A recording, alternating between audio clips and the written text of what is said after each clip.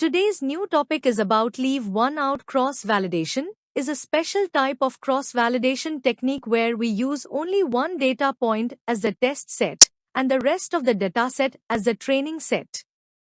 In this approach, we repeat the training process n times, where n is the total number of samples in the dataset. Each time, exactly one data point is left out for testing, and the remaining n-1 samples are used for training. Steps in leave one out cross-validation. Step 1. Understand the dataset. Suppose we have a dataset with n samples, written as x1, x2, x3, xn.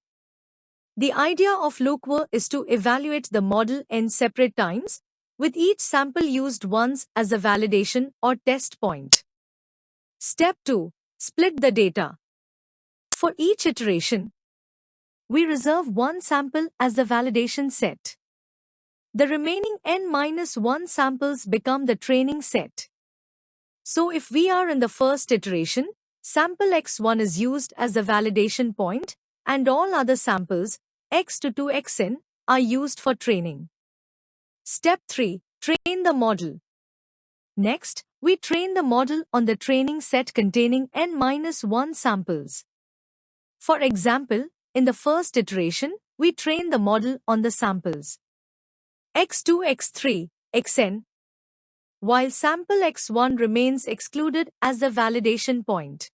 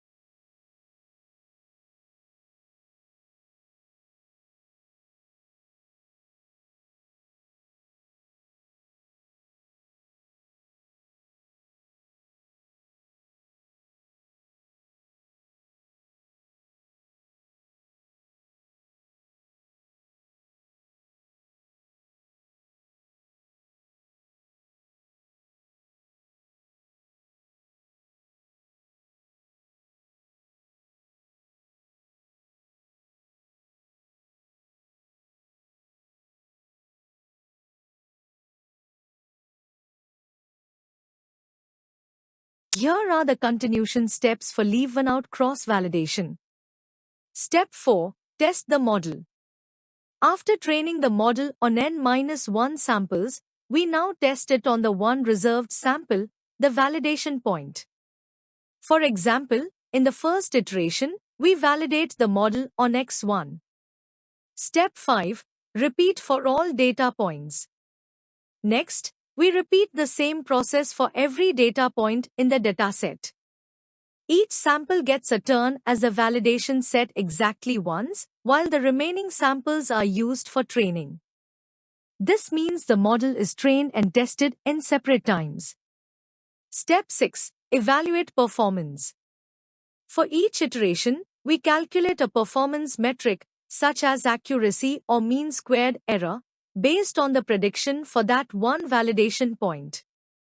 After completing all n iterations, we take the average of all n performance scores. This average becomes the final evaluation of the model under leave one out cross-validation. Let's see some advantages and disadvantages of leave one out cross-validation. First, advantages are: first, uses all data for training. In leave one out cross-validation, every single data point is used both for training and for testing.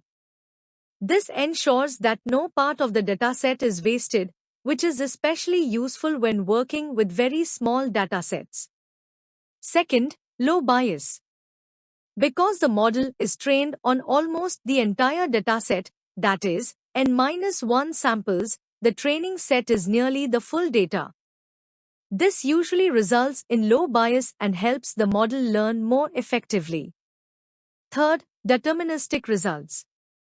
Lookware always produces the same training testing splits. There is no randomness involved, so the evaluation is fully reproducible and consistent across runs. Also having some disadvantages are: first, computationally expensive. Since the dataset contains n points, the model needs to be trained n times. For large datasets or complex models, this becomes extremely slow and resource-heavy. Second, sensitive to outliers. Each iteration tests the model on just one data point. If that particular point is an outlier, it can heavily influence the performance score for that iteration. Third, high variance in validation metrics. Because the evaluation each time is based on a single test sample, the performance scores may vary widely between iterations. This can lead to unstable or noisy validation metrics. Our topic is about k-fold cross-validation. It is a systematic and reliable method used to evaluate a machine learning model's performance. In this approach, the dataset is divided into k equal parts called folds.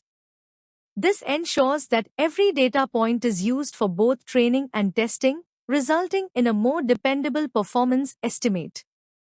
Step 1. Choose the number of folds. First, we decide the value of k, which determines how many folds the dataset will be split into.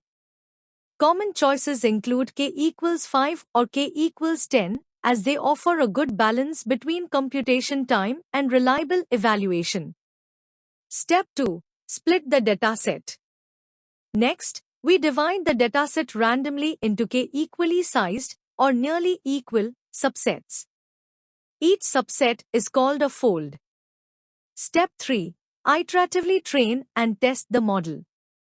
We now perform k separate iterations, one for each fold. In each iteration, k-1 folds are combined to form the training set. The remaining one fold serves as the validation set. We train the model on the training folds and then evaluate its performance on the selected validation fold. Here is the continuation. Step 4. Compute the performance metric. After training and testing the model on each fold, we compute the selected performance metric for that iteration. This metric could be accuracy, precision, recall, mean squared error, or any other measure relevant to the problem. Step 5. Calculate the final metric. Once all k iterations are complete, we take the average of all performance scores. This averaged value becomes the final estimate of how well the model performs using k-fold cross-validation. Advantages of k-fold cross-validation. Efficient use of data. Every data point is used at some stage for both training and validation, ensuring maximum utilization of the dataset. Reliable evaluation.